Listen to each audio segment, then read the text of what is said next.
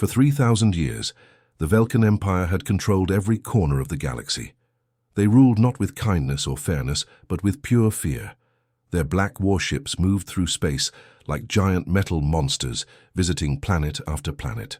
Wherever they went, they brought the same message: obey us or die. Commander Thaneval was one of their most feared leaders. He stood tall on the bridge of his massive warship, called the Subjugator. Through the giant windows, he could see a beautiful blue and green planet spinning slowly in the darkness of space. It looked peaceful and quiet, just like all the others. Before it, this was how it always worked. The Velkans would arrive at a new world with their huge ships and terrible weapons. They would show their power by destroying something important. Then they would watch as the people of that world fell to their knees, too scared to fight back. It had worked every single time for thousands of years. "Commander," called out his lieutenant from across the bridge, "we are getting messages from the planet below." Thaneval's strange mouth parts moved in what looked like a smile. His people did not smile like humans do. Instead, they clicked their sharp mandibles together when they were pleased. "Are they already begging us not to hurt them?" he asked. The lieutenant looked confused. He stared at his instruments and shook his head slowly. "No, sir. That is the strange part. They are not begging at all. They are asking us questions. They want to talk to us. They say they want to make a deal." Thaneval stopped smiling. His mandibles stopped clicking. In all his long years of conquering worlds, nothing like this had ever happened. When the Velkan ships appeared in the sky, people ran and hid. They cried and screamed. They sent desperate messages promising to give the Velkans anything they wanted if they would just go away. But these creatures called humans were different. They were not running. They were not crying. Instead, they wanted to have a conversation, as if they thought they were equals, as if they thought they had a choice in what happened next. "What exactly are they saying?" Thaneval asked, his voice getting deeper and more dangerous. The lieutenant checked his readings again. "They say they understand we are a powerful force in the galaxy.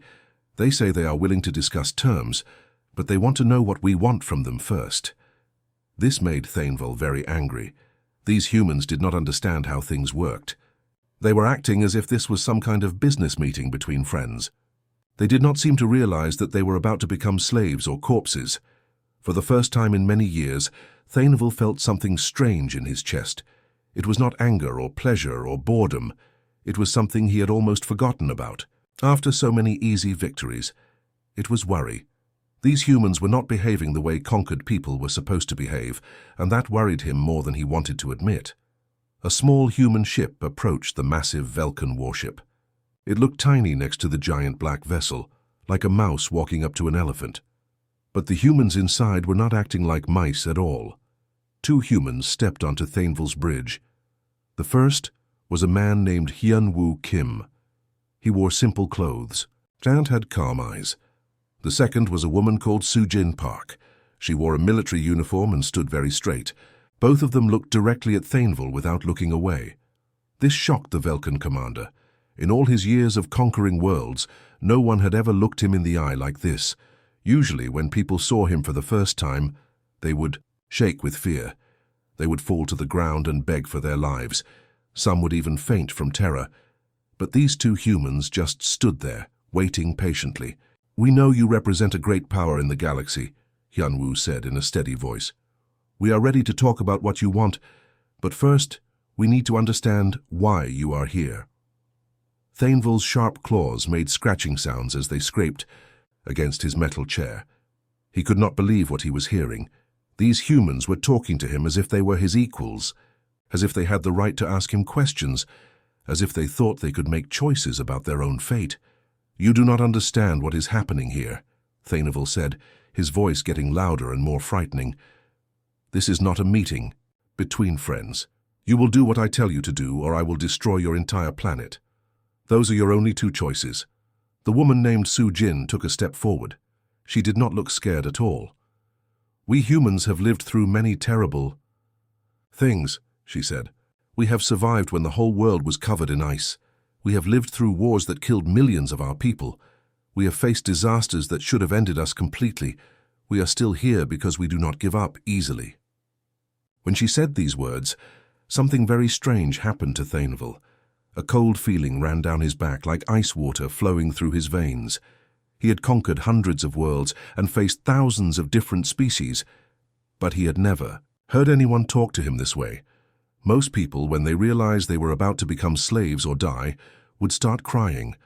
They would promise to give him anything he wanted. They would tell him how great and powerful he was, hoping he might show mercy. But these humans were different. They were not trying to make him happy. They were not begging. They were just standing there, calm and ready, as if they were prepared for whatever came next. For the first time in hundreds of years, Thainville felt something he had almost forgotten. It was a feeling he had not experienced since he was young and inexperienced. It was the feeling of not knowing what would happen next. It was uncertainty, and it frightened him more than he wanted to admit. Thainville decided to show the humans what happened to people who did not obey the Velkan Empire. He would destroy one of their military bases. It would be quick and clean. The humans would see their soldiers die, and then they would understand that resistance was useless. "Target their largest military building," he ordered his weapons officer. "Fire one plasma blast. Make it precise." The weapons officer pressed the firing button. A bright beam of energy shot down from the warship toward the planet below. It was supposed to hit only the military base and nothing else. But something went wrong. The plasma beam hit Earth's invisible magnetic shield in a way no one had expected. Instead of staying in one small area, the energy spread out like ripples in a pond. The blast grew bigger and bigger, covering much more ground than anyone had planned. The entire settlement called Busan Colony was destroyed. Thousands of people died in seconds. Buildings collapsed. Fires started everywhere. What was supposed to be a small demonstration became a terrible disaster. Among all the people who died was a little boy named Min-Ho Lee. He was only 5 years old.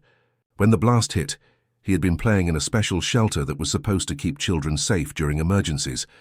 But the building fell down on top of him, and he could not escape. The boy's death was filmed by emergency cameras. The video spread quickly through all human communication systems, but the humans did not use it to make angry speeches or to call for revenge.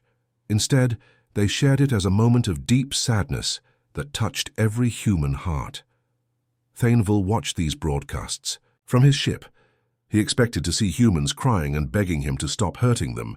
He expected them to surrender immediately after seeing what his weapons could do, but what he saw instead confused and worried him. The humans did stop fighting, but not in the way he expected. All across Earth and on human colonies in space, people stopped arguing with each other. They stopped their small wars and disagreements. Instead, they began working together with a focus and determination that Thainville had never seen before. "Commander," his lieutenant said, his voice shaking with nervousness, "something strange is happening. All human military radio signals have gone quiet. We cannot hear any of their communications anymore." Thainville stared down at the blue planet below. It looked peaceful and quiet, but he knew that looks could be deceiving. In all his years of conquest, he had learned that silence from a defeated enemy meant one of two things. Either they had given up completely and were waiting to surrender, or they were preparing for war. Given how strangely these humans had been acting from the very beginning, Thainville had a growing feeling that they were not getting ready to surrender. The quiet planet below him felt more dangerous than any screaming, chaotic world he had ever conquered. And for the first time in his long career, he wondered if he had made a very serious mistake. The attack came without warning. Human ships appeared from behind asteroids and moons, striking Velkan vessels with weapons that should not have existed. The humans had somehow taken pieces of destroyed Velkan ships and turned them into their own weapons. They had learned how Velkan technology worked in just a few days, but it was not just their weapons that surprised Thainville. It was how they fought. Captain Jin Cho led a group of small human fighter ships. They moved through space like a school of fish in the ocean, flowing around each other in patterns that made no sense to Velkan minds. When the Velkans tried to shoot at one ship, 3 others would appear from different directions. When they turned to face those 3, the first ship would attack from behind. On the planet's surface, Colonel Dong Hyun Ryu commanded human ground forces. His soldiers did not charge forward screaming like wild animals, the way most desperate species did when fighting the Velkans. Instead, they moved with careful planning and perfect timing. They seemed to know exactly where Velkan forces would be before the Velkans knew it themselves. But what frightened Thainville most was not their skill or their weapons. It was the look in their eyes. He had seen the eyes of many fighters over the centuries. Some fought with fear, trying to stay alive for just one more day. Others fought with anger, wanting revenge for what had been done to them. Some fought with madness, their minds broken by the horror of war. But these humans were different. They fought with something cold and steady. They did not look like people trying to save themselves. They looked like people who had found something more important than their own lives. They looked like people who would never ever give up. Word of the human resistance spread quickly through Velkan communication systems. On planets across the galaxy, other species that had been conquered by the Velkans began to hear impossible news. The humans were actually winning battles against Velkan forces. The mighty Velkan Empire was bleeding. For 3,000 years, conquered species had believed the Velkans could not be defeated. They were too strong, too advanced, too cruel. Fighting them was like trying to fight the stars themselves. But if these new humans could make Velkan warriors retreat, if they could destroy Velkan ships, if they could make the great Thainville himself look worried and afraid, then maybe the Velkans were not gods after all. Maybe they were just bullies with big ships and powerful weapons. Maybe they could die like anyone else. On distant worlds, enslaved people began to whisper to each other in dark corners. They shared the news about the humans who refused to surrender. They talked about Velkan ships running away from human fighters. They spoke about the possibility that their long nightmare might finally be ending. Small rebellions began to break out across the Empire. The fear that had held everything together for thousands of years was starting to crack. And once that fear was gone, Thainville knew that everything would fall apart very quickly. The humans had done something no other species had managed to do. They had shown the galaxy that the Velkan Empire could bleed. 6 months had passed since the little boy named Min-Ho Lee had died. Now, Thainville sat alone in a dark cave on a planet nobody cared about. He was no longer a commander. He was no longer feared. He was just a hunted criminal hiding from his own people. The Velkan Empire was falling apart, and they needed someone to blame for their failures. Thainville was an easy target. The leaders said it was all his fault. They said he had been too weak, too stupid, too careless. They had taken away his rank and sent soldiers to capture him. But as he sat in the darkness, Thainville knew the truth. The Empire had not fallen because of his mistakes. It had fallen because they had made one terrible error. They had killed one small human child, and that death had changed everything. He remembered watching the videos of Min-Ho Lee playing in the shelter before it collapsed. Just a little boy with a bright smile, playing with his toys. The boy had done nothing wrong. He had not been a soldier or a threat. He had just been in the wrong place when Thainville's weapons fired. That one death had awakened something in the humans that the Velkans could not understand or defeat. It was not anger or hatred or fear. It was something much more powerful. It was purpose. The humans had found something worth dying for, and that made them impossible to beat. Now human ships flew through space alongside ships from dozens of other species that had broken free from Velkan control. They were working together, helping each other, building something new. But the humans were not trying to become the new rulers of the galaxy. They did not want to replace the Velkans as the ones in charge. Instead, they were trying to make sure that no one would ever again rule the galaxy through fear and violence. Earth, in a place called New Sol, there was a beautiful garden where people came to remember those who had died. In the center of this garden stood a small stone with a name carved into it, Min-Ho Lee. Below his name, written in languages from 100 different worlds, were simple words. His light ended tyranny's darkness. People from across the galaxy came to see this stone. They brought flowers and small gifts. They told stories about their own worlds and how they had been freed from Velkan rule. They talked about hope and friendship and working together. The Velkan Empire, which had ruled for 3,000 years, was gone.